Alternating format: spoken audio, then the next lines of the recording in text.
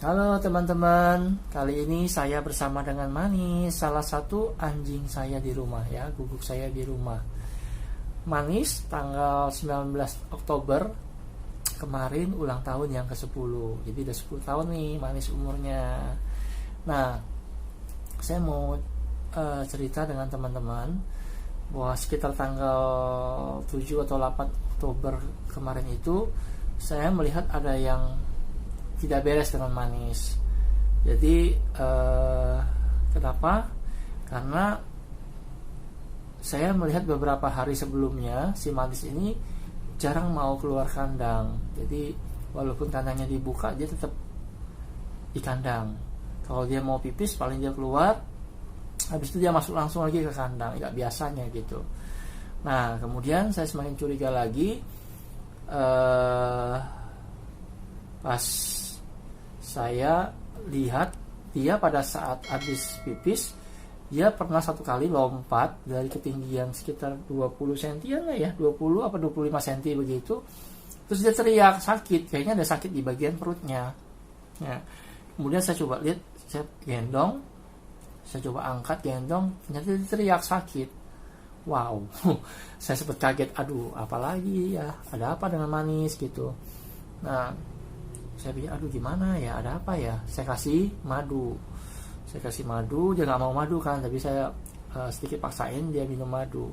Nah udah gitu masih juga begitu. Terus saya kan tadinya bulunya panjang ini tadinya. Nah pas saya gendong saya lihat, loh kok apa ya, ada yang aneh gitu. Nah setelah saya coba untuk periksa di kulitnya dia, ternyata di bagian bawahnya sini ini banyak banget kutu kucing teman-teman di sini. Ya ini masih panjang banget bulunya ya. Saya cukurin. Pas kebetulan daun mimba saya habis. Jadi saya sekali langsung pesan daun mimba. Terus nanti saya kasih lihat fotonya ya. Di sini muncul di sini nanti di samping sini ya. Nah, itu daun mimba saya pesan di marketplace, dan juga sekalian obat kutu Majiko, karena Majiko kan bagus banget buat kutu anjing. Jadi saya langsung cukurin semua bulunya, kemudian saya mandiin. Ternyata pas saya mandiin airnya merah teman-teman. Jadi loh kok kayak ada darah. Awalnya saya pikir darahnya itu dari karena kutu kucing tadi gigit di kulitnya ini, jadi ada bekas darah, saya pikir begitu. Nah, kemudian saya langsung berapa hari kemudian setelah Majikunya datang, terus daun mimbanya datang, saya kasih makan daun mimba, campuri makanannya, saya kasih Majiku juga. Nah, saya lihat nih kutunya udah mulai berkurang kutunya, ya. Nah, terus sekarang udah bersih teman-teman, ini udah bersih, kutunya udah bersih. Jadi mimba itu top markotop ya, buat dia supaya tidak kutuan dan anjing tidak gatal-gatal. Nah, udah. Ternyata setelah kutunya bersih, terus saya lihat, loh kok masih. Ternyata dia sepertinya kencingnya ada darahnya. Waduh, ini saya langsung googling kan, kencingnya berdarah kan. Nah ternyata kemungkinannya ya kandung kemih, kalau enggak ginjal. Wah saya langsung gimana ya, kalau kandung kemih kan biasanya saya kasih air rebusan jagung puternya yang biasa pakai buat masak capcay, yang jagung kecil. Nah itu biasanya kan kita buka kulitnya masih ada serabut-serabutnya, jangan dibuang, dicuci bersih. Itu kan kita rebus ya, jagungnya biasa saya potong-potong kecil, kita rebus, kita ambil airnya. Itu bagus buat kandung kemih. Jadi kalau misalnya kita susah kencing, sakit atau apa, kita bisa minum itu. Nah jadi wah, tapi itu kan kalau lagi butuh carinya susah, yang masih ada serabutnya kan. Biasanya kan kalau di pasar atau di supermarket itu sudah bersih jagung puterannya. Akhirnya udahlah. Nah akhirnya saya pikir udahlah, saya sudah sempat, aduh Tuhan, apakah umurnya sebentar lagi 10 tahun nih, itu kan baru sekitar tanggal 7 atau 8 Oktober kalau nggak salah. Nah saya pikir wah tinggal 11 hari lagi ya, apakah ini waktu terakhir dia, saya juga nggak tahu gitu ya. Ya udah deh, karena saya pikir cari jagung hutan juga agak susah, ya udah saya coba kasih aja rumput itu. Kan di tempat di saya adanya rumput Chongyangcho itu, rumput panjang umur yang kemarin saya kasihkan ke Ciko. Nah jadi kalau si manis ini agak susah. Jadi kalau Ciko itu dikasih rumput itu dicampur ke makanan dia mau, tapi kalau si manis nggak mau. Jadi aduh gimana ya.